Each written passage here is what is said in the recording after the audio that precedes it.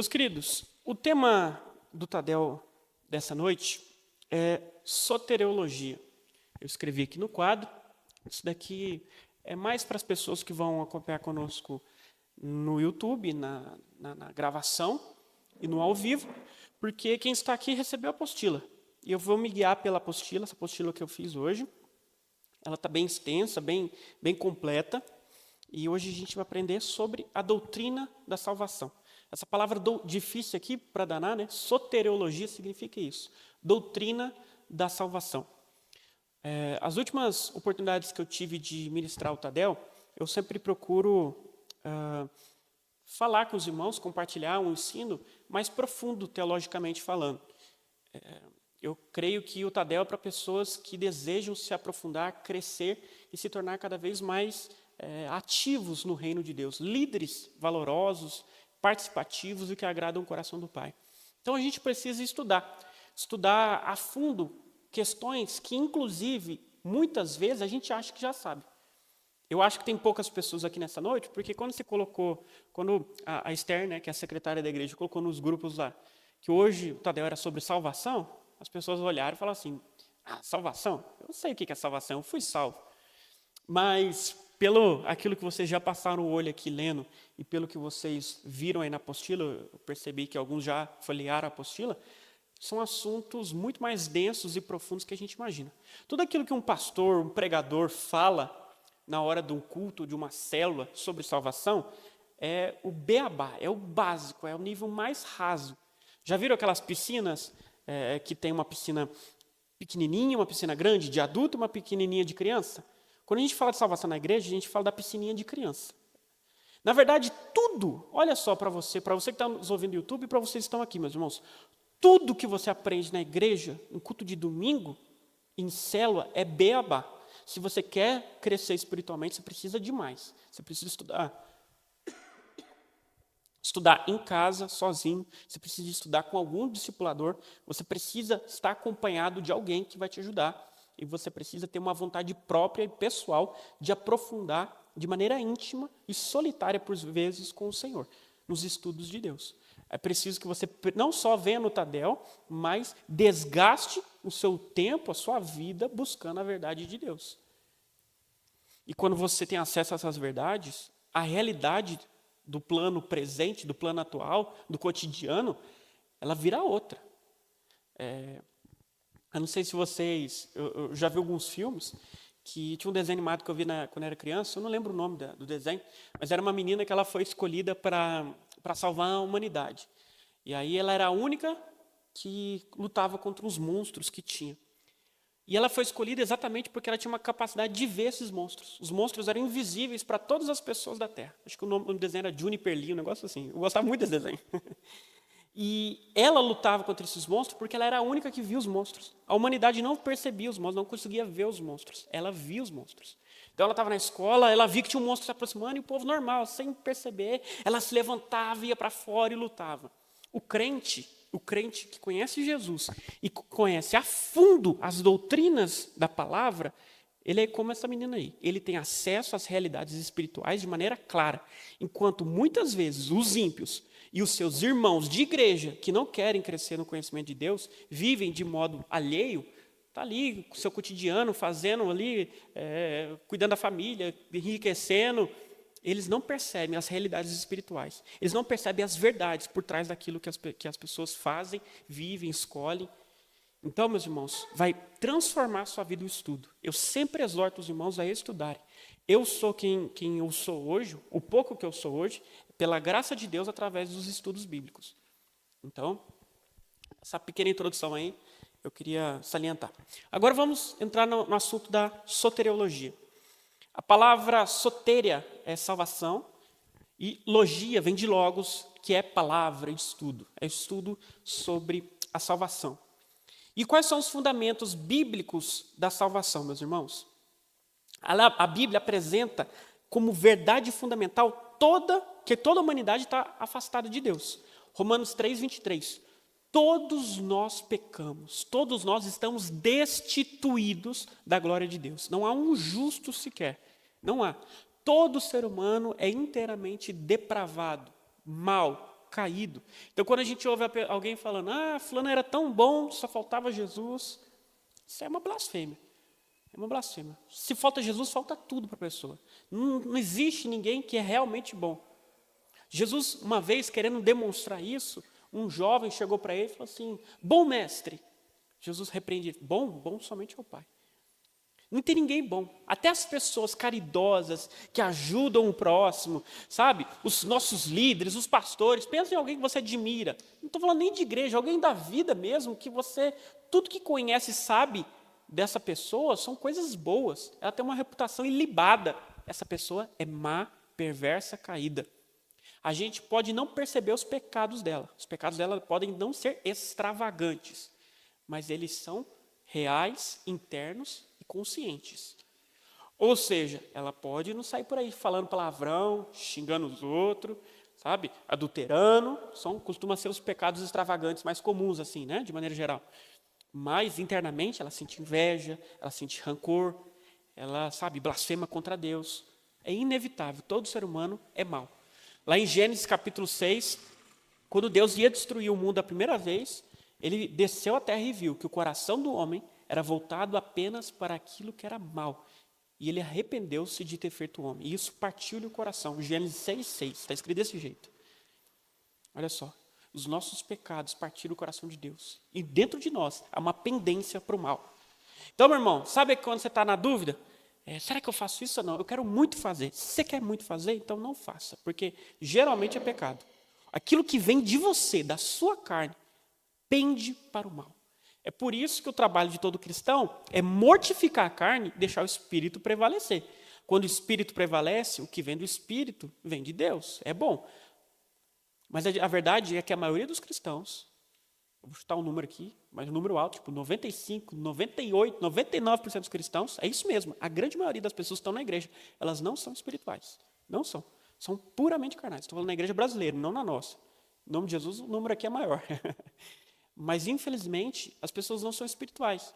Elas não têm o caráter de Cristo. Para a gente saber que uma pessoa é espiritual, é exatamente isso. Ela tem que ter o caráter de Cristo. Ela tem que ter o fruto do Espírito Santo de Gálatas 5. As 9 virtudes do fruto. Olha lá, você quer saber se você é espiritual? Às vezes, você que está me ouvindo aqui e no YouTube não é espiritual. Lê Gálatas 5, acho que do versículo 19 ao 21, se eu não me engano. Você vai ver lá. Tem as obras da carne e o fruto do Espírito. Lê lá o fruto do Espírito. Vê se você tem aquelas 9 virtudes.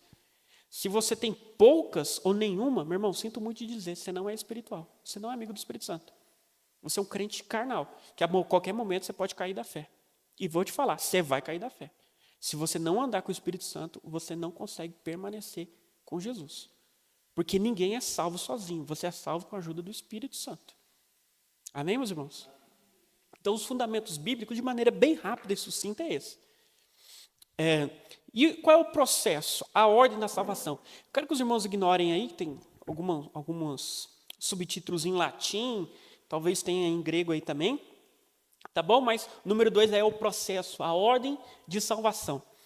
O processo, eu vou primeiro falar de maneira mais esmiuçada, depois eu vou falar de maneira resumida. Vocês têm que guardar principalmente a maneira resumida. A esmiuçada não precisa tanto guardar, não.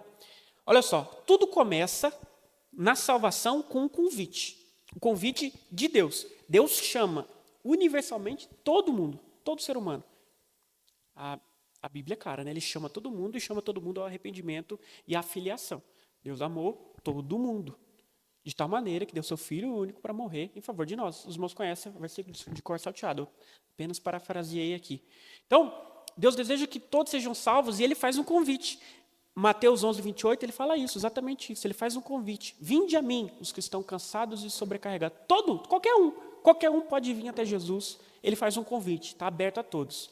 Convite é a todos. Tudo começa na salvação com um convite. E quem fez esse convite?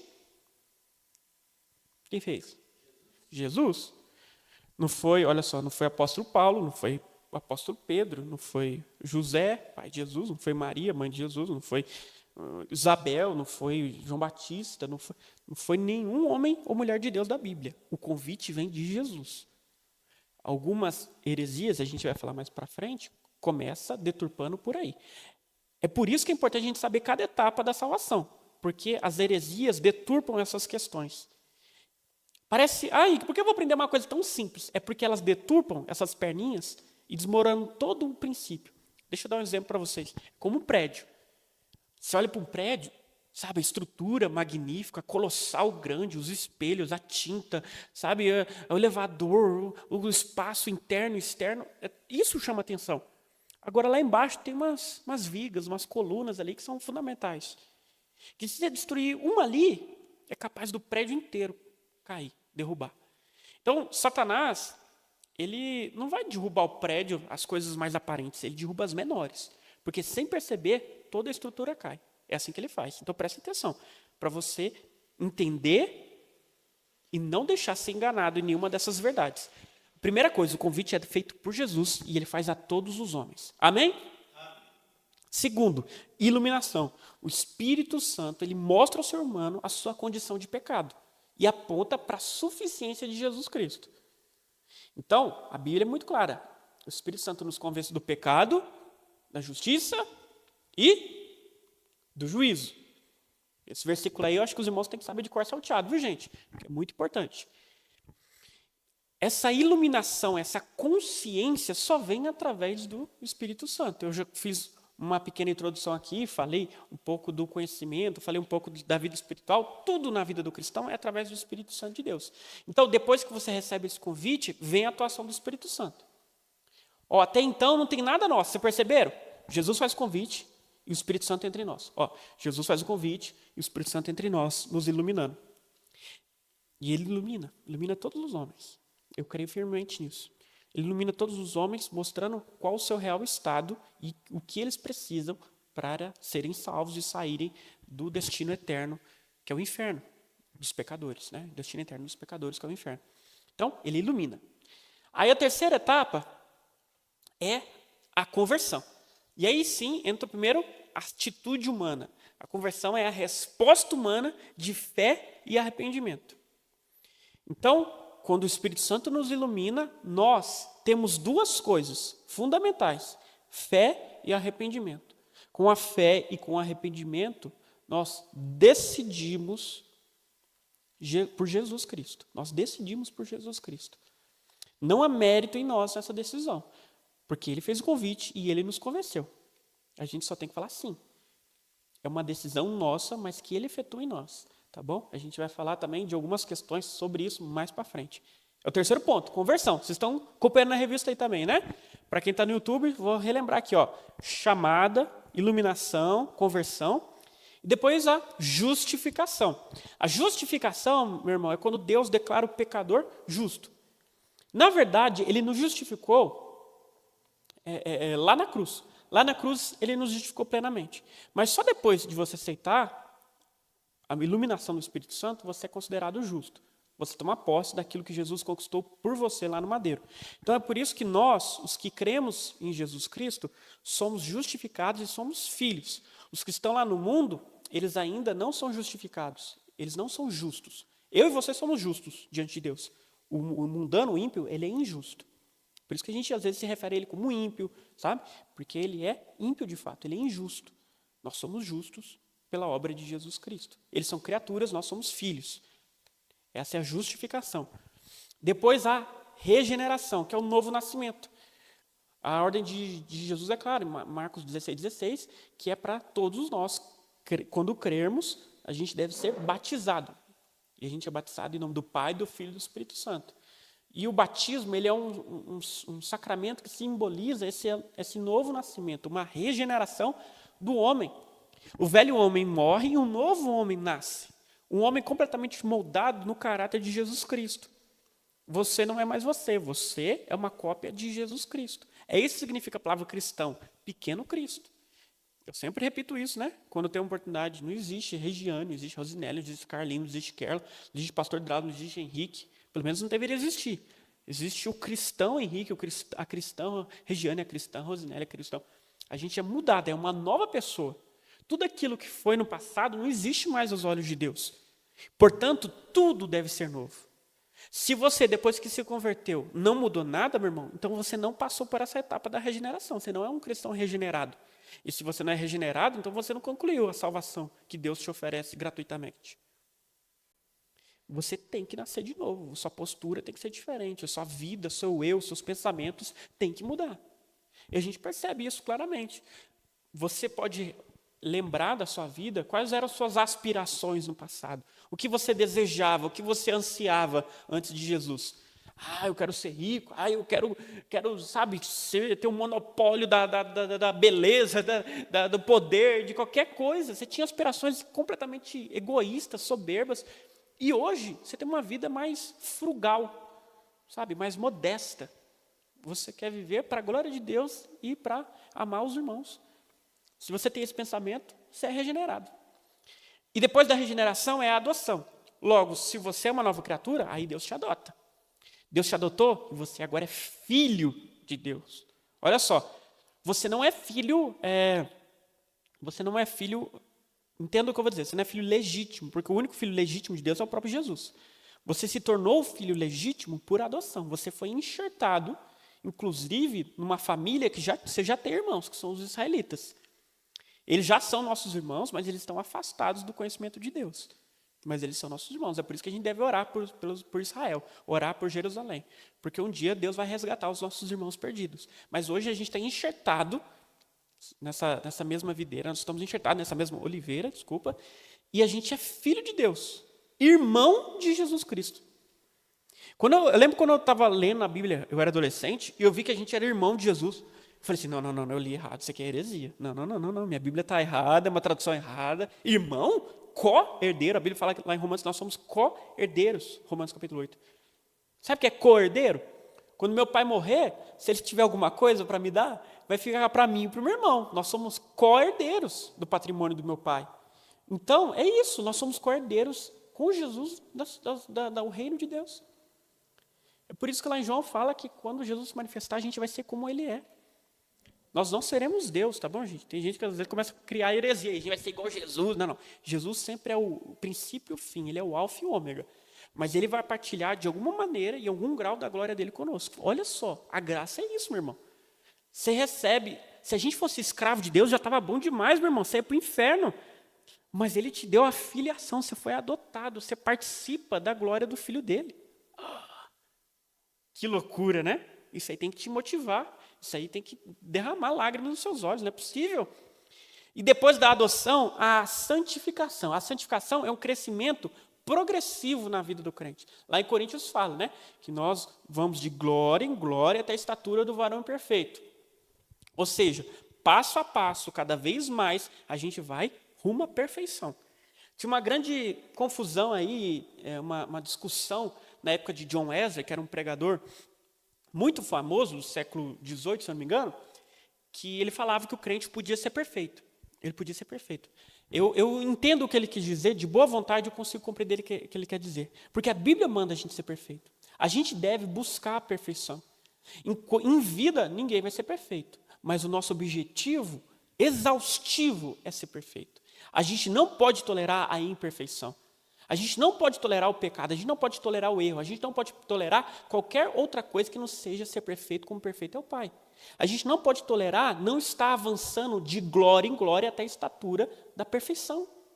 Cada dia mais você tem que ser melhor do que era ontem. Meu irmão, olha para o seu ano passado. Hoje você é melhor que o ano passado? Olha para 5 anos atrás. Hoje você é melhor que 5 anos atrás?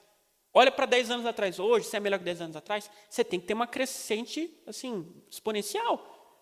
Porque tem crente que é assim, ó. Não. Crente verdadeiro é assim, ó. Quando a gente já viu um gráfico, que a crescente, é um gráfico muito grande, que a crescente é bem alta, assim, quando você amplia ele, você vê que ele tem umas quedinhas, assim, umas pequenas ondulações. Mas quando você olha de longe, ele está assim, ó. Tudo bem, você dá umas ondulações, tudo bem. Mas quando você olha de maneira geral, sua vida tem que ser assim, ó. Você tem que estar sempre melhorando. Essa é a santificação. Depois, perseverança. Quando nós somos guardados pelo próprio Deus em santidade, em amor, em proteção, até o dia do retorno do Filho dele. Isso, pode confiar, é trabalho de Deus. Ele vai te guardar na perseverança, claro, com uma atitude de aceitação do conselho, do Espírito dentro de você que te leva a essa perseverança e te leva à santificação, que te leva, sabe, a esse mover verdadeiro e real do que é o cristianismo. Se você for amigo do Espírito Santo e tiver um coração humilde, fica tranquilo. Deus vai te ajudar na perseverança. É uma obra do Senhor em você. Ele vai te levar até o fim. Ele vai te guardar até o fim. É o que diz aí Filipenses 1:6. Fica tranquilo, meu irmão. O Senhor, aquele que te chamou, Ele não vai te desamparar nessa guerra, nessa labuta, até o dia da salvação. Deixa eu ver se eu consigo ler aqui. Olha só. Se alguém tiver alguma pergunta, viu? Aqui e no YouTube também pode fazer. Ó, Filipenses 1:6, que é o versículo que está na apostila aí. Ó. Tenho certeza de que aquele que começou a boa obra em vocês irá completá-la até o dia em que Cristo Jesus voltar. Tá bom? O próprio Espírito Santo vai nos guardar em perseverança. Aí que eu não consigo perseverar. Novamente, se você não consegue perseverar, é porque você não é amigo do Espírito Santo. Porque se estiver com o Espírito Santo, meu irmão, é Ele que vai te fazer perseverar. Às vezes, algumas pessoas, eu vejo a vida de algumas pessoas, eu não consigo fazer isso, é tão difícil fazer aquilo. Meu irmão, isso só mostra que você não é amigo do Espírito Santo. Porque a vida cristã verdadeira não é difícil. Não é difícil, o meu fardo é suave, é leve, diz Jesus. Por que é leve? Porque é suave? Porque o Espírito Santo carrega conosco. Porque Ele nos ajuda, porque quando a gente tem olhos para a eternidade, porque realmente é o sentido último da vida, tudo é fácil. Porque o peso mais difícil, Jesus levou na cruz. Porque aquilo que é impossível para nós, o Espírito Santo faz em nós. Então, meu irmão, o que é sofrer nessa terra? O que é sofrer uma perseguição? O que é perseverar, ter disciplina? Pelo amor de Deus, isso não é nada. E, por último, a glorificação. A glorificação é quando Jesus voltar. Ele voltou, transforma o nosso corpo, e depois do milênio, a gente é aprovado lá no tribunal, recebe os nossos galardões, e a gente é completamente glorificado. A gente vai ser como eu acabei de dizer, Jesus e vai receber as glórias, as recompensas de tudo que a gente fez na terra. Então, esse é, de maneira esmiuçada, o processo, a ordem de salvação. Como são muitos detalhes, guarda esses 3 aqui, ó. De maneira simplificada. O processo de salvação é justificação. Jesus nos tornou justo na cruz. Santificação. Você é santificado dia após dia até o retorno de Jesus. E quando Jesus retorna, glorificação. Seu corpo é transformado, sua vida é mudada completamente. Tá bom? Justificação, santificação, glorificação. Viu como isso aqui resume tudo? É isso. E aí a gente avança. Agora vamos falar daquilo que eu disse em relação à conversão, que a gente precisa de fé e arrependimento. Lembra que eu falei na conversão? Quando a gente converte, a gente precisa de fé e arrependimento para efetuar a conversão. Vamos explicar um pouco mais sobre isso. Fé e arrependimento. Primeiro, fé. A fé, meus irmãos, ela é uma confiança total em Deus, nas promessas, no caráter, na revelação, nas ações de Deus, de Jesus e do Espírito Santo. Tem um conceito muito basilar do que é fé na Bíblia, Hebreus 11:1, que os irmãos sabem muito bem. Eu quero ler com os irmãos aqui, porque isso é necessário que os irmãos saibam. Tem uns versículos que vocês têm que saber, meus irmãos. Tem que saber onde está e saber de cor. Olha só, na versão NVT está escrito assim, ó, a fé mostra a realidade daquilo que esperamos. Ela nos dá convicção de coisas que não vemos. Eu gosto muito dessa versão NVT porque tem a palavra convicção. E eu vou usar ela aqui daqui a pouco. Tá bom? Então, a fé é a certeza, é a convicção daquilo que esperamos, daquilo que a gente não consegue enxergar. É você ter certeza de algo que você não vê. Isso é fé. Quando uma pessoa não tem fé, quando ela é ateia, quando existe uma pessoa que ela não acredita em Deus, ela fala, eu só acredito naquilo que vejo.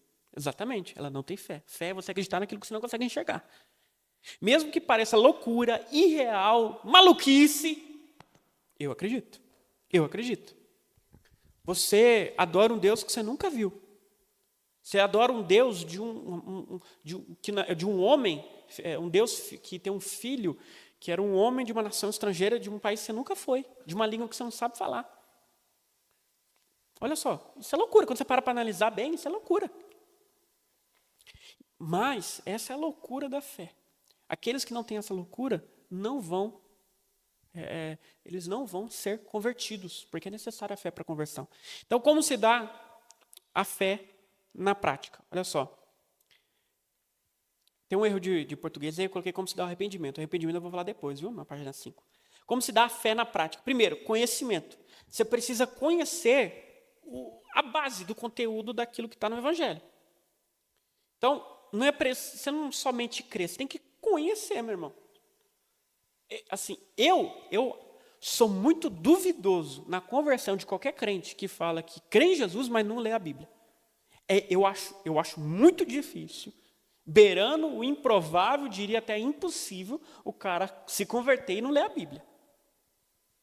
Porque como você vai crer em algo que você não conhece, e conhece por ouvir falar? Meu irmão, se Deus tiver misericórdia com você, Ele vai te fazer igual o Jó. Se você conhece por ouvir falar, Ele vai te esmagar para que você conheça Ele. Aí sim você vai ser um crente minimamente decente. Minimamente decente. Porque você precisa conhecer Ele para falar que realmente crê. Primeiro de tudo, antes para a fé ser uma fé de fato, que leva à conversão, você precisa conhecer aquele que você diz crer. Então, o crente tem que ter uma amizade profunda com a Sagrada Escritura, tem que ler a Bíblia, tem que saber, pelo menos o básico de todas as histórias da Bíblia. Todas. Porque naquilo que você gosta, seja qual for a área que você gosta, você sabe de tudo.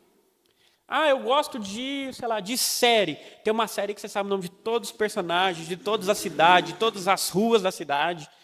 Eu gosto de jogo. Tem um jogo aí que você sabe o nome de tudo, conhece a lore, o core da história, conhece tudo, de cor salteado. Os desenvolvedores, a indústria, sabe tudo. Eu gosto de bicicleta. Você conhece a empresa, o ano, o modelo. Gosto de carro, você conhece o motor, você conhece escapamentos, conhece banco, tecido, ano de fabricação, marca, concessionário, você conhece tudo. Tem algum assunto que você gosta e te interessa? Futebol, você conhece time, nome de jogador, história, você conhece tudo. Tem algum assunto que você sabe de tudo. E quando alguém começa a falar, se alguém que não conhece desse assunto como você, e você começa a falar disso, ela vai te olhar assim, como você sabe disso tudo? Porque eu gosto. Então, quando a gente gosta de algo, a gente sabe tudo de algo. Vocês entenderam o que eu acabei de falar? Eu vou repetir. Quando você gosta de algo, você sabe de tudo sobre aquilo. Sabe tudo sobre aquilo. Então, o crente que não sabe tudo sobre a Bíblia, tudo que eu falo do básico da Bíblia, não gosta de fato da Bíblia. Então, conhecimento. O segundo passo da fé, está aí a palavra assentimento, mas eu coloquei aqui para que os irmãos entendam, é concordar, concordância. Primeiro você conhece, depois você concorda. Se você conhece um crente que fala assim, eu conheço a Bíblia toda, mas eu concordo só com algumas coisas. Ele não tem a fé salvífica, ele não tem a fé que gera salvação. Não tem. Você precisa concordar com tudo. Do início ao fim, de Gênesis a Apocalipse, você tem que dizer amém, é isso mesmo. Se está escrito, é isso mesmo. Uma cobra falou com uma mulher, é verdade. Um homem foi engolido por um peixe, é verdade. O sol parou para o Josué lutar, é verdade. Sabe? O mar se abriu, é verdade. Um anjo matou 185 mil assírios, é verdade. Um homem matou milhares de pessoas com uma queixada, é verdade. Tudo é verdade. O homem andou sobre as águas, é verdade. Tudo é verdade. Você não pode desconfiar de nada. Nem dos milagres, tudo que eu falei aqui são milagres, são coisas sobrenaturais, e até dos conceitos. Porque às vezes o que pega na vida do crente, ele acredita nos milagres. Eu vou te falar, tem uns crentes que não acreditam em milagre, não. Mas na nossa realidade, a maioria dos crentes acredita nos milagres, mas às vezes não acredita nos conceitos. Quando vai começar a falar, por exemplo, de generosidade, que a gente vai falar agora sobre prosperidade, dinheiro, questões parecidas com essa na nova apostila. Aí o coração fecha. Não, isso aí eu não aceito, não. Isso aí eu não gosto, isso aí não, isso é coisa de ladrão, de pastor ladrão, isso é coisa de querer roubar meu dinheiro. A pessoa que não concorda 100% com a palavra, não é 100% com o pastor, 100% com a sua igreja, 100% com a palavra de Deus, não tem a fé salvífica. Você precisa concordar com tudo o que está escrito. Com tudo. Tudo. Então, esse é o segundo ponto da fé, concordância. Terceiro, convicção. Aí entra a convicção que eu queria falar. Além de você conhecer, concordar, meu irmão, você não pode arrastar o pé. Conheço, concordo, não arrasta o pé. Ninguém vai me tirar daqui. Eu vou até o fim com isso. Porque muitos crentes, diria até a maioria, eu estou passando uma visão bem pessimista da igreja, né? Me perdoa, meus irmãos. Mas é a realidade. Muitos crentes, se não a maioria, eles são completamente sem convicção. Até pessoas experimentadas da fé. De repente, mas será que Jesus me ama? Mas será que minha vida, meu futuro está nas mãos dele de verdade? Será que ele vai cuidar de mim mesmo? Será que ele vai preparar isso para mim? Mas será que eu sou salvo mesmo? Mas será? Aí começa a ter dúvida daquilo que você conhece e concorda. Isso não é convicção, isso não é a fé salvífica. Você está a um passo de cair, meu irmão, na salvação de Deus. Olha só, a fé, ela é a convicção daquilo que se espera, meu irmão. Você tem que esperar e ser convicto naquilo até o fim. Se Deus falou, já é. Ele falou e não aconteceu, não sei porquê, mas um dia eu vou entender isso. Não muda sobre aquilo que eu creio. Porque é muito fácil a gente crer na bonança. Quando vem uma desgraça, uma doença, uma tempestade na nossa vida, a gente, não, meu Deus, isso na Bíblia aí não é bem assim. Um parênteses aqui. Minha visão do cessacionismo, que é aquelas pessoas que não creem nos dons do Espírito Santo, é exatamente isso. Em algum momento, alguém lá orou por outro e não foi curado, aí falou, não, eu acho que isso aí não existe, não. Perdeu a convicção nisso, e para não abortar a carreira dele cristã, ele falou, não, isso não existe, não, isso é uma interpretação, e começou a duvidar dessas questões. Então, meus irmãos, vigia, porque aí você vai começar a negociar princípios. A convicção também leva a isso. Pronto, isso é fé. Agora, arrependimento. Arrependimento, ele tem tudo isso aí, ó. Ele tem reconhecimento do pecado, ele tem tristeza segundo Deus, ele tem mudança de direção e ele tem frutos. A pessoa que se arrepende, primeiro, arrependimento para conversão não é só aquele momento que você entende quem você é e passa por tudo isso. Arrependimento é uma coisa quase que diária na vida do cristão. Você tem que viver uma vida de arrependimento. E quando eu falo viver uma vida de arrependimento, não é uma vida de remorso. Eu sou tão ruim. Misericórdia. Eu sou um lixo. Eu sou um lixo. Todos os dias você fala que é um lixo. Não é isso que eu estou falando que é uma vida de arrependimento. Mas é uma vida com o coração extremamente receptível ao Espírito Santo para reconhecer o seu pecado, sentir tristeza por ele, mudar e dar fruto. Isso é uma vida de arrependimento. Mudar de direção e depois dar fruto. Então, vamos lá. Reconhecimento. Reconhecimento é admitir a culpa diante de Deus. Você tem que falar, realmente, Deus, o que a tua palavra diz é verdade, o que eu fiz é errado. Isso já é um empecilho gigante para a maioria. Não reconhece. Eu estou sempre certo. Não é isso. Luta contra a Bíblia, luta contra o pregador, luta contra o pastor. Não, esse pastor não sabe nada. Esse pregador só está falando besteira, só falando heresia. Tudo que você quiser achar na internet, você vai achar. Você pode achar um pregador que acredita em qualquer coisa que você diz acreditar. Não faça isso. Não procure homens que vão dizer aquilo que você quer ouvir. Procure a verdade. Inclusive, Paulo alerta a Timóteo que o final dos tempos ia acontecer. As pessoas procurariam, comichão nas orelhas, procurariam mestres para si mesmos, que falariam aquilo que eles gostariam de ouvir. É a nossa geração do Instagram e do TikTok. Você pode achar qualquer coisa, qualquer lixo na internet que fala aquilo que você concorda. Então, você tem que reconhecer. Eu estou errado, Jesus está certo, a palavra está certa. O pregador falou ali, é verdade. Então, reconheça. Depois, sinta tristeza. Tem uma teoria aí no meio das igrejas que não pode ser crente, não pode ficar triste. Meu irmão, isso é uma heresia gravíssima. Gravíssima. Porque sem tristeza não tem arrependimento. O crente que não sente tristeza, ele vai para o inferno. Porque é necessário ficar triste para ganhar o arrependimento. Olha só o que a Bíblia diz em 2 Coríntios 7. 2 Coríntios 7. 9 e 10, olha só. Agora, porém, alegro-me, é Paulo falando aos irmãos de Corinto, por tê-la enviado. É da carta que ele enviou uma carta para os coríntios, descendo o cacete neles, falando tudo que eles estavam fazendo de errado. Ele está falando, eu estou feliz por ter enviado essa carta. Não pela tristeza que causou, mas porque a dor os levou ao arrependimento. Essa tristeza, essa dor, levou eles ao arrependimento. Foi o tipo de tristeza que Deus espera de seu povo. Portanto, não lhe causamos mal algum. Agora ele faz uma diferença entre tristeza e remorso, versículo 10. Porque a tristeza que é da vontade de Deus conduz ao arrependimento e resulta em salvação. Não é uma tristeza que causa remorso. Aquela tristeza, eu sou um lixo. Mas a tristeza do mundo resulta em morte. Você consegue entender tudo que eu falei resumido aqui nesse versículo? Então vamos avançar. Mudança de direção. A palavra arrependimento no grego original é metanoia.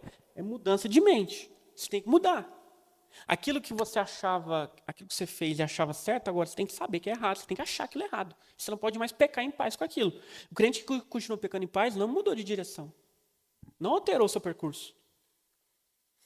E o último ponto é fruto que dá arrependimento. A gente precisa dar frutos que demonstrem esse arrependimento. Você mudou de direção? Então você tem que dar frutos que está numa direção oposta. Então pensa, o seu último pecado. O que eu fiz de errado? Você tem que saber. Você sentiu tristeza? Você chorou? Legal. Você mudou sua mentalidade sobre esse pecado? Mudou. Então, que fruto você deu em relação a isso? O que é o oposto do seu pecado que você já fez, que demonstra que você se arrepende e acha nojento aquilo que você já tinha feito? Você precisa ter fruto. Fruto. Senão, caso contrário, isso não é o verdadeiro arrependimento. Então vamos agora. Os irmãos querem perguntar alguma coisa? Quando você falou sobre acreditar no que não vê, né? Quando você falou acreditar no que não vê, Jesus ele diz lá para Tomé, né? Quando Jesus ressuscitou, que Tomé não estava acreditando. Aí chegou perto dele, né? Jesus já sabia que Tomé estava incrédulo, né? Ele falou, olha Tomé, pode ver aqui ó, a marca dos pregos aqui na minha mão. Aí Tomé, quando viu, ele caiu de joelho e falou, meu Senhor, me perdoa, né? Misericórdia, porque a Tomé era um homem que não acreditava muito, mas serve de exemplo para nós hoje, né? Para que a gente sabe que tudo que aconteceu com Jesus é verdadeiro, né? Porque não só nós aqui no Brasil, mas a mídia no mundo todo comenta, né? Não só a Bíblia, mas a mídia toda. E a mídia, né, é uma coisa boa, porque ela espalha tudo que aconteceu com Jesus, né? E então a gente acreditar que Jesus, ele passou por tudo isso aí, que ele morreu, ressuscitou e que, né, igual ele deixou aquele lenço lá, né, porque eu já vi sobre o lenço que ele deixou, que era um costume romano, né, que ele voltaria, que ele vai voltar, assim como era quando aqueles grandão que se alimentava, deixava o lenço, quando eles punha aquele lenço na mão lá e enrolava que jogava lá, é porque tinha acabado. Jesus não, ele deixou ali um sinal que ele vai voltar, assim como ele disse, depois que ele ressuscitou, ele estará de volta. Amém. Avançando aqui, meus irmãos, perspectiva, sinergismo católico e monergismo. Isso daqui, o tempo já avançou, a aula de hoje vai demorar, tá bom? A gente está na metade aí, mas eu estou vendo que os irmãos estão cansados pelo rosto dos irmãos, então eu vou dar uma acelerada aqui e eu não vou falar sobre isso hoje. Por quê? Na próxima lição, que é daqui a 2 semanas, sem ser na próxima, na outra, eu vou falar sobre isso junto com essa questão aqui do arminianismo e calvinismo, tá bom? Porque são coisas que elas andam juntas. Vocês vão entender na próxima aula. Compareçam aqui, porque é um assunto muito interessante. Gera muita briga no meio dos crentes. Então, vamos para heresias. Número 4 aí, heresias soteriológicas clássicas. Essa aqui é a heresia mais antiga do mundo. A mais antiga do mundo. Nasceu a igreja, nasceu essa heresia aqui chamada gnosticismo. Gnosticismo, às vezes a pessoa pensa, é aquele pessoal que não acredita em Deus, né? É os agnósticos. Não. Agnóstico é uma coisa, gnosticismo é outra. O gnosticismo, ele vinha de uma teoria filosófica grega de que a matéria era má e que era necessário uma revelação, um conhecimento secreto para salvar o homem. Que aquilo que é interno, aquilo que é de alma, é só aquilo que é bom. A matéria e o conhecimento revelado é mal. O conhecimento secreto e a alma é boa. Tá bom? Isso é uma heresia gnóstica. Em relação à salvação, ela fala exatamente isso. Que a salvação não tem nada a ver com Jesus Cristo, a revelação de Jesus Cristo, porque é impossível Jesus Cristo o próprio Deus ter vindo em carne, porque a matéria é má. Paulo lutou contra isso, e principalmente os discípulos de Paulo, os primeiros cristãos depois dos apóstolos, eles escreveram tratados e tratados, livros e livros contra o gnosticismo. Era uma heresia muito grande, tinha muita gente que acreditava nisso no início da igreja.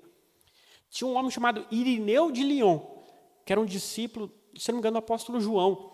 Ele escreveu contra as heresias, que eram volumes inteiros, livros inteiros. Acho que é um dos livros mais antigos do cristianismo, que são mais próximos dos livros da Bíblia. Ele escreveu livros inteiros só refutando o gnosticismo. Para você ver como isso alastrou no meio da igreja.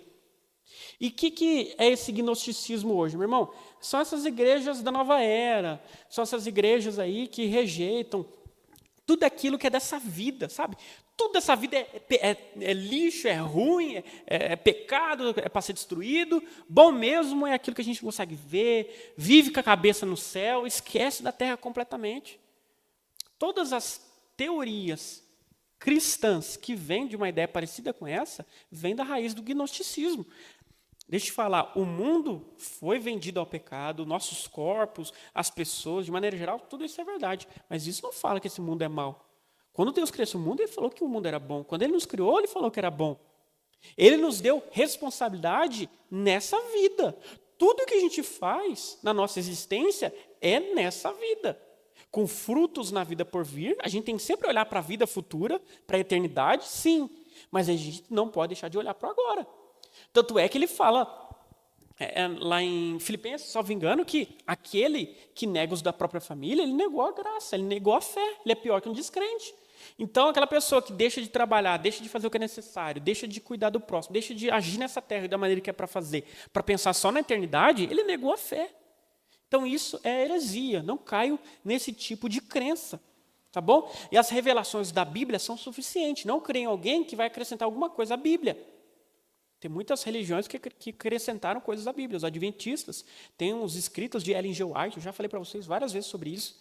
Tem várias religiões, os Mormons, Joseph Smith, os livros de Joseph Smith, eles estão em pé de igualdade com a Bíblia se não tiver mais. Não existe uma revelação secreta. Ai, Deus me revelou. Tem isso no meio dos pentecostais também. Deus me revelou algo que não revelou para mais ninguém. Heresia, impossível, mentira. Eu estou falando de uma revelação canônica, uma revelação que muda alguma realidade bíblica instituída. Não estou falando uma revelação da sua vida. E isso, obviamente, algo específico daquilo que você está passando, não vai estar na Bíblia. Isso é possível, esse tipo de revelação. Mas algo canônico, algo que altere as bases da doutrina de Cristo, não tem como. Não existe uma revelação desse nível. Então, o segundo é o pelagianismo. O pelagianismo pega a disciplina e o livre-arbítrio e coloca lá em cima. Como se tudo aquilo que eu conseguisse, a minha salvação, a minha vida, tudo, eu consigo pela minha disciplina, porque eu quero, porque eu decidi, porque eu corri atrás. Sabe essa teologia coaching de hoje? Você vê uns coach aí, Pablo Marçal, pessoas desse tipo aí, que dizem professar Jesus Cristo, essas pessoas são pelagianas. Elas falam que tudo você consegue adquirir o reino pela força do braço. Eles interpretam aquele versículo que o reino é tomado pela força. Tá bom. Eles interpretam versículos como esse, que a gente precisa conseguir a salvação pelas próprias mãos, que a gente precisa conquistar as coisas nessa vida por nós mesmos. E eles descartam completamente a graça e a misericórdia de Deus. Na verdade, eles distorcem a Bíblia, porque do início ao fim, a salvação é pela fé, e a fé é um dom de Deus, não provém de nós. E a tudo que nós recebemos, nunca diga foi a força do seu braço. Isso está desde o Velho Testamento. Nem os judeus eram pelagianos. Mas aí veio essa doutrina aí, que é muito antiga, não começou agora com os coaches modernos. Mas é uma doutrina que fala, você consegue. Acorde cedo, mude sua vida que você vai conseguir. E não é assim que funciona, meu irmão. Nunca foi. É a famosa autoajuda gospel. Isso é heresia. O semi-pelagianismo é uma mistura. Não chega a ser tão escrachado assim, mas o semi-pelagianismo eu coloquei, porque ele é importante. Porque muitas igrejas que a gente acha que são igrejas sinceras, são igrejas do Senhor, elas caem nessa heresia aqui. Porque nós, como arminianos, eu vou falar disso na outra semana, nós cremos no livre-arbítrio e na responsabilidade humana. Só que eles passam um pouco dos limites do livre-arbítrio e responsabilidade humana e ficam entre o livre-arbítrio e o pelagianismo. E eles se tornam semi-pelagianos. O que leva eles a colocar uma força muito maior nas decisões dele, no quesito salvação, do que do próprio Espírito Santo. Então, as pessoas semi-pelagianas podem falar coisas do tipo: não, eu coopero com a salvação. Deus faz e eu termino. Não é bem assim. Não é bem assim. Às vezes, muitos semi-pelagianos são ignorantes. Então, a gente tem que ter misericórdia. A maioria é ignorante. Eu vou te falar, a esmagadora maioria dos semi-pelagianos são ignorantes. São pessoas que não conhecem a soterologia. Por isso que eles acreditam no semi-pelagianismo. Inclusive, você que está ouvindo aqui, você pode ser um semi-pelagiano. Então, saiba disso. A salvação não vem de Deus. Não vem de você. É completamente de Deus, do início ao fim. Você só diz sim. Isso não tem mérito nenhum seu. Você não coopera de maneira nenhuma com a salvação. Você apenas aceita a salvação. Você pode negar ou aceitar. Você só aceita. Tá bom? Se eu te der um cheque de R$1 milhão aqui, você falar sim, o que você fez para merecer? Você tem algum mérito nesse 1 milhão? Você só aceitou. É isso. A graça é isso. A salvação é isso. Sempre pelejando, não. Eu consegui a salvação junto com Deus. A gente tem 50% aí de responsabilidade nessa situação. Isso não é bíblico. O antinomianismo, meus irmãos, essa heresia, eles acreditam que os salvos, eles estão livres de qualquer tipo de lei, qualquer tipo de moralidade. Eles são os libertinos. Isso aqui tem demais. É teologia liberal em alto nível aí, sabe? A igreja dos LGBT, sabe? A igreja dos homossexuais, que os pastores são lésbicas, que você pode fazer tudo, nada é pecado, não tem que seguir nenhuma moralidade, porque a graça é suficiente, você pode fazer o que você quiser, que Jesus perdoa. Isso é uma heresia grave, grave. E quem acredita nisso não é da salvação. Isso não é a salvação bíblica. Não é a graça verdadeira. Não é, não tem como ser. E isso cai muitas vezes naquilo que a gente conhece hoje como a hipergraça, que fala que a graça de Deus já é hiper, né? Eu gosto do Luciano Subirá, que ele fala uma coisa muito interessante. Ele fala assim, eu não gosto dessa nomenclatura hipergraça, porque a graça já é hiper. Mas tem uma graça barata, uma graça que não é graça de fato, que é dessa galera aqui. Que é exatamente isso, faz o que você quiser. Você nasceu para reinar, você pode usufruir de tudo, não tem consequência, você é lindo, você é maravilhoso, você, aproveita, faz o que quiser. Então isso é muito perigoso, muito perigoso. Tem uns ensinos aí de uns homens na hipergraça que são perigosíssimos. No Brasil tem vários pregadores da hipergraça, muito no Instagram, eu vejo direto no Instagram. Tome cuidado que você vê no Instagram.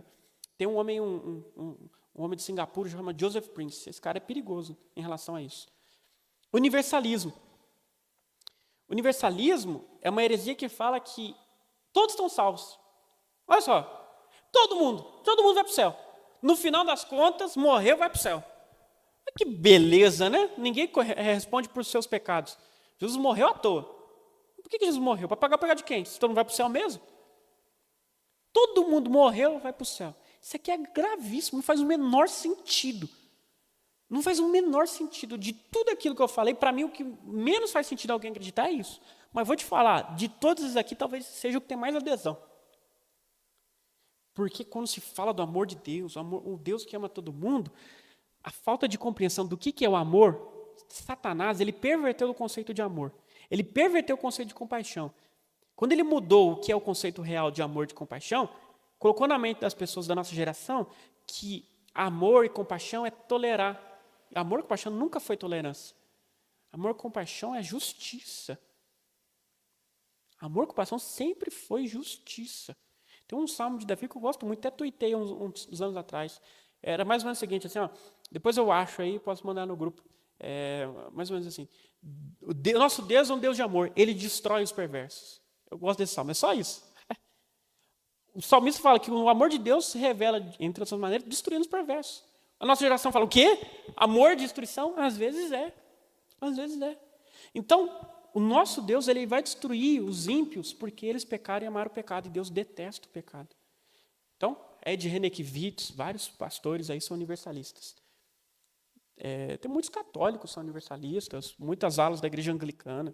Legalismo, não preciso falar, a gente fala toda hora aqui, né? São as igrejas que são ultraconservadoras, não pode nada, coloca regra que nem existe na Bíblia. você consegue salvação se você cumprir todas as regras. A gente fala disso toda hora. E o docentismo, meus irmãos, é mais ou menos a questão do gnosticismo, mas ele rejeita uma das características de Deus, de Jesus, sendo Deus ou sendo humano. E se você rejeita a totalidade de quem Jesus era, 100%, completamente Deus e completamente homem, você não consegue ser salvo. Jesus precisava ser completamente homem e completamente Deus. Tá bom, meus irmãos? Ele precisava ser. Porque para pagar os pecados, não podia. A Bíblia, lá no Velho Testamento, tem um texto lá, em Levíticos, que fala que um homem não pode pagar pelos pecados de outro homem. Então precisava Deus pagar pelos nossos pecados. E ele precisava ser homem porque Deus não morre. Tá bom? Por isso que Jesus tinha que ser Deus e homem. Se você tira uma das duas coisas, a salvação não tem valor. Ô Henrique, Jesus, quando morreu na cruz, ele estava 100% homem? Vamos retirar essa palavra, essa nomenclatura do nosso vocabulário. Muitos crentes usam 100% Deus, 100%. Não, é impossível. Para a gente compreender melhor, assim, Jesus era e é completamente Deus e completamente homem. Ele é ainda porque ele teve o corpo ressurreto. Quando Jesus morreu na cruz, o que morreu dele ali é a parte completamente homem dele. Deus não morre, tá bom? É por isso que Jesus precisava ser completamente homem e completamente Deus. Como assim? O corpo dele morreu. É só o corpo de Jesus que depois de 3 dias foi ressuscitado. Mas Deus não morre. O Jesus mesmo não morreu. Pelo contrário, ele foi lá no inferno, diz Pedro, arrancou as chaves da mão do capeta. E é isso, tá bom? E aí, as outras questões aqui, arminianismo e calvinismo, a gente vai falar na próxima aula. Isso aqui o Moisés gosta muito de falar, exclusivismo e inclusivismo. Tem algumas pessoas que falam assim, a gente está falando de salvação, né? E os índios? E aquelas pessoas que nunca ouviram falar de Jesus, elas vão para o inferno? Tem 2 teorias aí. Fala que não, tem que ouvir de Jesus para ir para o céu. E outras que sim, que não, né, em relação à salvação, que as pessoas precisam, elas não vão para o céu porque elas precisam ouvir de Jesus. E outras que dizem sim, elas podem ser salvas porque Deus se revela para elas de alguma maneira. Então, tem essas 2 correntes aí. O Moisés é muito da corrente que sim, Deus se revela para elas de alguma maneira. Eu tendo a acreditar nisso também. Me parece faz mais sentido na Bíblia. Segundo Romanos capítulo 1, que ele se revela por aquilo que ele é criado. Mas aí eu não sei como ficaria isso em relação à escolha de Deus por alguns e rejeição por outros. Então, é uma questão que não tem uma totalidade de assertividade da minha parte.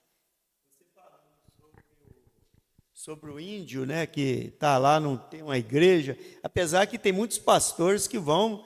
Eu conheço um pastor que, né, ele é até médico, ele abandonou a medicina, assim, não que abandonou, mas ele tirou um tempo só para ficar na graça mesmo e foi viver com os índios lá um pouco, né, levaram. Inclusive, os índios, na época dos bandeirantes, né, os jesuítas traziam a palavra até os índios, tentando infiltrar eles na igreja, né? Mas é muito engraçado essa parte aí, porque muitos hoje não quer conhecer a palavra de Deus, porque ele fala, se eu conhecer, eu tenho que deixar tudo do mundão, né? Aliás, as práticas que não convém a Deus, que Deus, né, abomina. Então, como o cara não quer fugir do mundo, ele não quer conhecer a palavra, por isso ele não entra na palavra para ficar na regalia. Mas todo mundo vai ser cobrado. Jesus, certa vez, falou o seguinte, se você conhece e não fez, você vai ser cobrado mais. Mas aquele que não conhecia e fez, ele vai ser cobrado também. Então, o conhecimento, ele pede mais responsabilidade, mas não anula a consequência. Dimensões aí, dimensões da salvação. Primeira, a salvação, meus irmãos, ela envolve vários aspectos. Primeiro, o aspecto dela é a redenção. A libertação do cativeiro do pecado, do diabo, comprados por preço do sangue. Nós somos completamente redimidos, somos livres do pecado e do diabo. Tá bom? Isso significa redenção. Somos livres do pecado e do diabo. Você é livre disso. Reconciliação. Nós fomos restaurados na salvação com a intimidade, relacionamento que, por exemplo, Adão tinha no Éden com Deus. Nós somos reconciliados com Ele. Então, você tem a mesma intimidade, pode ter a mesma intimidade de Adão, você pode ter a mesma intimidade do sumo sacerdote que falava com Deus, no Santo dos Santos, você pode. Mas será que você usa desse direito? Às vezes a gente abdica desse direito. E a gente tem esse direito. Fale com Deus, ore. Você é amigo dele, você pode ser amigo dele. A adoção, a gente tem o direito de ser filho de Deus, a gente já falou disso naquele quesito ali do processo, né, de salvação. Uma nova criação, também a gente falou disso no processo de salvação. Transformação, está muito atrelada à santificação, a gente é transformado de glória em glória, mas isso com a ação do Espírito Santo. E, por fim, a glorificação. Essas dimensões aí fazem parte do aspecto dos nossos direitos. Isso são os nossos direitos, o que a gente ganhou. A gente ganhou redenção, reconciliação, adoção, nova criação, transformação e glorificação. Você ganhou isso, é seu. Então, quando você aceita Jesus, Ele te encheu de presente. Esses presentes, tudo que eu falei. Olha só, que legal. As implicações práticas para o cristão. Então, dito tudo isso, na prática, o que muda na nossa realidade? Sabendo da salvação e nesses aspectos. E nos outros que a gente vai aprender na outra semana. O que muda é o seguinte, primeiramente, a nossa missão. Meu irmão, se só Jesus salva, então pregar o evangelho é urgente. Só Jesus salva. Tudo isso aqui precisa acontecer. A gente precisa se colocar numa posição para o Espírito Santo atuar através da nossa vida, para Ele fazer com que essas coisas se realizem na vida das pessoas. Então, a gente precisa se posicionar. Muitos são os campos estão brancos, mas poucos são ceifeiros, poucos são os trabalhadores. O crente que não é doido na missão, que não é urgente, meu Deus! As pessoas precisam de um Salvador, as pessoas precisam de uma direção, as pessoas precisam de um ensino. Se você não tem essa mentalidade, meu irmão, então você não entendeu a salvação, não entendeu. Se a pessoa entende o que de fato é a salvação, entende a soteriologia bíblica, a missão dela é completamente ativada dentro do Espírito. Eu preciso fazer algo, Deus me chamou, me responsabilizou para isso. Todo mundo é chamado para a missão. Eu sonho pelo dia que a igreja brasileira vai entender que ministério não é coisa de pastor, não. Quem é chamado ao ministério é o pastor. Não, todo cristão é chamado ao ministério. Todo cristão, todo. Talvez você não vai ser um líder de igreja, talvez você não vai nem pregar no púlpito, mas você é chamado para ir e anunciar e levar as boas novas com palavras e ações às pessoas. Para você amar o seu próximo, principalmente dentro da igreja, para você servir, se doar, ser generoso. Todo cristão é chamado a isso. Não existe cristão que não é chamado a isso. E se você não executa isso, segundo a parábola dos talentos que Jesus contou, que a um deu 1, a outro deu 2 e a outro deu 5, e esperou que todos eles multiplicassem, quando um deles não multiplicou, o que ele fez? O que tinha 5 multiplicou, o que tinha 2 multiplicou, o que tinha 1 não multiplicou. O que ele fez? O que Jesus fez com esse 1? Tirou dele, deu para o de 5, que já tinha 10, e mandou ele para o inferno. E mandou ele para o inferno. Eu estou te falando isso, meu irmão. Por que isso é tão importante? Porque faz parte da salvação. A missão faz parte da salvação. Quando você compreende a salvação, você vai para a missão, você multiplica aquilo que Deus te deu. Igual eu falei, pode ser que você não seja um pastor. Você não recebeu 5 talentos para multiplicar para mais 5. Mas se você recebeu 1 talento e todo mundo pelo menos recebeu 1, é seu dever entregar 2 para Jesus no dia do retorno dele. Seu dever. E eu creio que a capacidade aumenta. Conforme você vai anelando mais pela presença de Jesus, eu creio, pessoalmente, que aquela pessoa que no início recebeu 1, pode ter carga aí para receber mais. Principalmente dos outros que não multiplicaram. Aí aqueles vários 1 que não quiseram dar, você pega deles e multiplica você. Eles não quiseram, eu quero, e eu vou multiplicar para a glória de Deus. Mas isso às vezes pesa, viu? Às vezes uma igreja só tem meia dúzia que trabalham, o resto fica tudo olhando. Isso pesa para muitos. Missão, espiritualidade. Então, no que concerne a espiritualidade, meu irmão, a salvação verdadeira, ela gera transformação. A sua vida espiritual é completamente modificada. É aquilo que eu falei da Juniper Lee, lembra do desenho animado? Muda completamente a sua maneira de enxergar o mundo. Você é um cristão de fato espiritual, você não é carnal. Você não vive pelas coisas dessa terra somente. a sua segurança. A partir do momento que você entende a soteriologia, você se funda na fidelidade de Deus e não nas obras pessoais. Então, você nunca vai ficar, será que eu vou ser salvo? Será que eu sou salvo? Você não tem essa preocupação. O crente que entende que tudo é pela graça de Jesus, que do início ao fim é por Ele, não tem obra sua, que entende isso aqui, justificação, santificação, glorificação, conhecer, arrependimento, tudo isso aqui é Espírito Santo que vai na sua vida, que entende os versículos bíblicos que eu coloquei nessa apostila e que eu citei ao decorrer da minha exposição nessa noite, meu irmão, você vai duvidar da sua salvação? Jamais. Nada me tira da minha salvação. Nada. Eu tenho certeza. E você fica feliz. Você nunca vai perder a segurança. Nunca. Outra aí, comunidade. A soteriologia conhecida por nós nos gera uma igreja de reunião verdadeira, de unidade verdadeira, de pessoas salvas, vivendo e celebrando a salvação. Toda vez que você se junta ao seu irmão, meu querido, você tem que entender o seguinte: qual a diferença? Jesus, nós não temos livre acesso a Jesus, pessoalmente, cada um de nós. Se você fechar a porta do seu quarto e começar a falar com Jesus, Jesus não vai estar lá falando com você? Sim ou não? Sim, isso está na Bíblia. Mateus capítulo 6, está claro lá. Então, todos nós temos acesso a Jesus.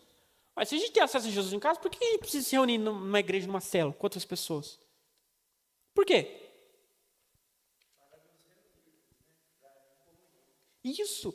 Porque nós, reunidos com outros irmãos, a gente celebra juntos aquilo que nós recebemos. Nós juntos nos relacionamos com o Pai. Porque você é só um membro do corpo.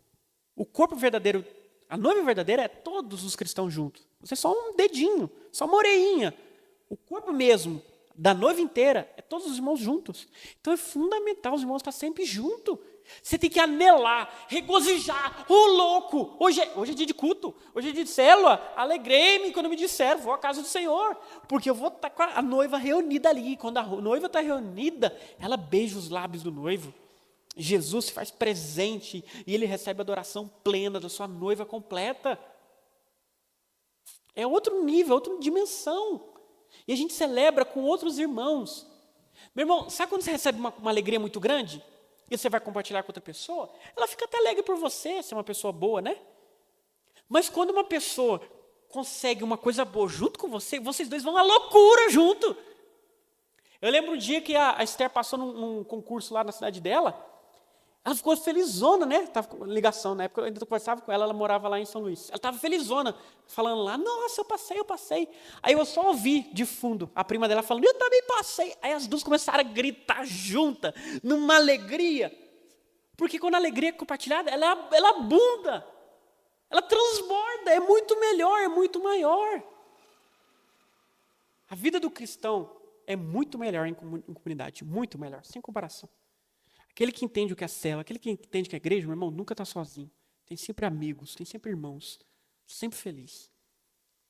Se é um peso para você ir na igreja, se é um peso para você ir na célula, você não entendeu o que é igreja e o que é célula. E eu aconselho você a ver aquela minha aula do Tadel, que eu expliquei o que é célula, da visão MDA. Vê aquilo lá, se você entender aquilo lá, você vai ser feliz indo para a igreja e para a célula. E por último, esperança. A certeza da nova vida inspira confiança e enfrentamento do sofrimento. Então, se você sabe que Jesus morreu por você, que qual a pior coisa que pode acontecer com um homem na terra? A pior coisa que você pode imaginar que acontece com você na terra aqui? A morte, não é? A pior coisa. Para nós, até a morte é motivo de esperança. Até a morte, que viver Jesus. Meus irmãos, eu vou até testemunhar, creio que vou testemunhar isso amanhã. Sexta-feira passada, agora, quase morri. Literalmente, quase morri. Eu tive uma espécie de bactéria no estômago, passei muito mal, uma dor incrível que eu senti na barriga. Passei muito mal, fui no posto de saúde, me deram um monte de remédio para tentar passar a dor, e a dor até passou. Aí eu voltei para casa e a dor voltou, e voltou forte demais. Aí eu tomei outro remédio. Depois de um tempo, meu corpo deu uma espécie de choque anafilático, eu tive uma reação alérgica ao tanto de remédio que eu tomei, ou algum remédio específico que eu tomei, eu não sei o que é. E aí eu comecei a formigar e meu corpo paralisou. Comecei a fazer... Eu parei. E aí, sorte que quando eu senti que eu estava tendo isso, eu liguei para o meu pai e ele foi me buscar.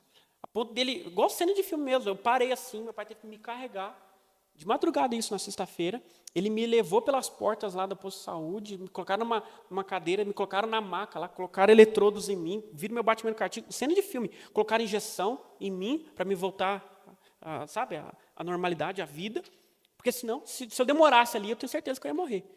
E quando eu estava passando por tudo isso, eu não conseguia mexer meu corpo, eu paralisei. Eu falei assim, eu pensei assim, eu vou morrer. Eu vou ver Jesus. Eu vou ver Jesus. Em nenhum momento eu tive medo. Em nenhum momento eu tive dúvida. Em nenhum momento eu perdi a esperança. Pelo contrário, me deu uma alegria. A vida acabou, eu vou agora viver a verdadeira vida. Eu vou ver meu Jesus. Meu Jesus, que eu tanto amo, eu vou ver Ele. Isso é a esperança do crente, meu irmão. Até no pior sofrimento, você continua tendo esperança. Olha só que delícia. A vida cristã é maravilhosa. Mas aí eu lembrei, né? Não, eu tenho filha e esposa, Jesus, me deixa mais um pouquinho aqui, por amor a elas. E porque eu senti, na verdade eu senti na hora lá, que eu não ia morrer não, porque eu tinha coisa para fazer na terra ainda. Então eu sabia que não, depois disso eu sabia que não ia morrer. Ficou claro para mim. Então a gente tem esperança. Tá bom, meus irmãos? Então, resumo e conselho para que você tenha discernimento. É o penúltimo capítulo aí, ó. Eu vou ler isso aqui. Centralize sua fé naquilo que Jesus fez, não no que você pode fazer. Fuja de extremos.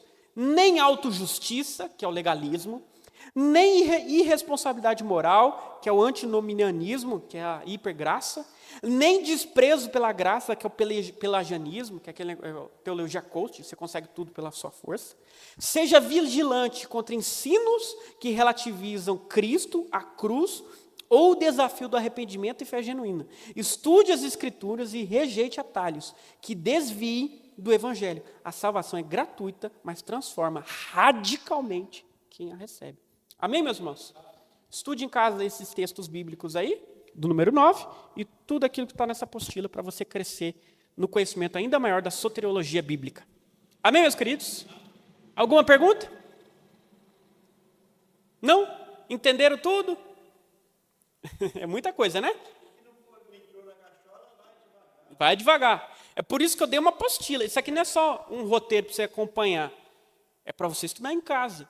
E para os irmãos que estão acompanhando no YouTube, vocês vão receber, viu? Quando eu for aí no final do mês, permitindo Deus. Tá bom? Então, estudem tudo aquilo que está nessa apostila aí para você crescer e entender. Amém? Levante-se, vamos orar. Feche os olhos. Deixa eu ver se tem alguma pergunta no YouTube. Deixa eu olhar aqui. Às vezes alguém perguntou algo no YouTube.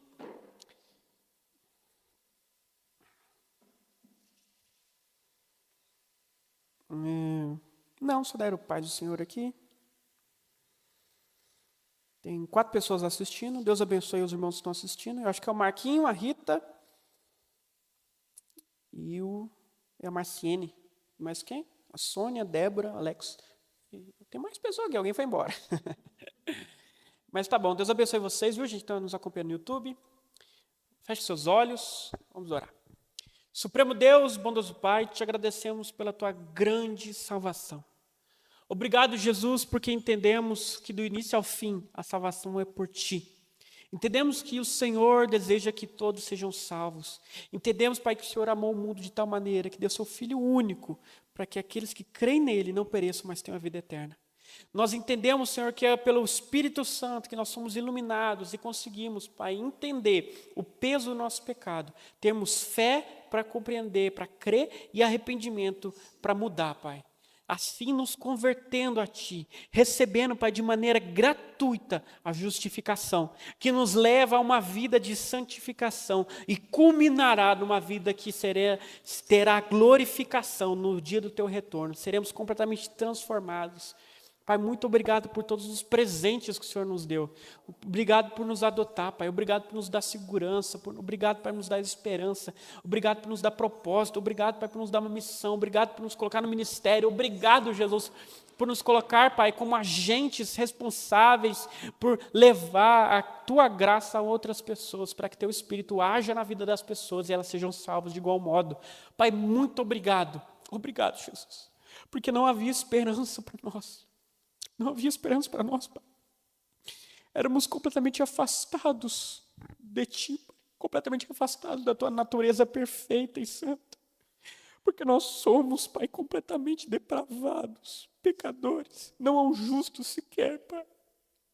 Não havia, Pai, esperança para nós, Jesus. Não havia, não tem como. Pai, as suas regras, Pai, de santificação sempre foram muito rígidas, porque o Senhor é completamente perfeito. E o Senhor exige a perfeição. Pai, nós somos tão imperfeitos. Nossas escolhas nos afastaram tanto de Ti. Oh, Deus, se não fosse, Pai, a necessidade, Pai, radical que nós tínhamos, Pai, de um Salvador. Se não fosse a Tua mediação, Pai. Se não fosse, Pai, o Teu envio do Teu Filho amado. Era impossível para nós termos acesso a essa salvação. Era impossível, Pai, para nós conhecermos as verdades, Pai, que por muito tempo foi somente revelada aos judeus. Muito obrigado, Pai, por fazer povo aqueles que não queriam nem saber de Ti. Aqueles que não estavam procurando, eles acharam. Aqueles que não queriam, o Senhor entregou, Pai. E onde abundou o pecado, superabundou a graça de Deus. Muito obrigado pelo Teu perdão, muito obrigado pelo Teu amor. Nos ajude a compreender todas as verdades que provêm de Ti, Pai. Se algo que eu falei que não provém de Ti, Pai, que isso venha desaparecer das nossas mentes. Mas tudo aquilo que eu falei que veio da Tua palavra, Jesus, que não venha se perder. Pai, leve meus irmãos a uma vida de disciplina, para que eles estudem essa apostila, estudem todo o conteúdo e tenham uma vida transformada para a glória do Teu santo nome. Nos ajude, Pai, a levar a Tua salvação a todas as pessoas. Em nome de Jesus, para a glória de Deus. Amém. Amém, Jesus.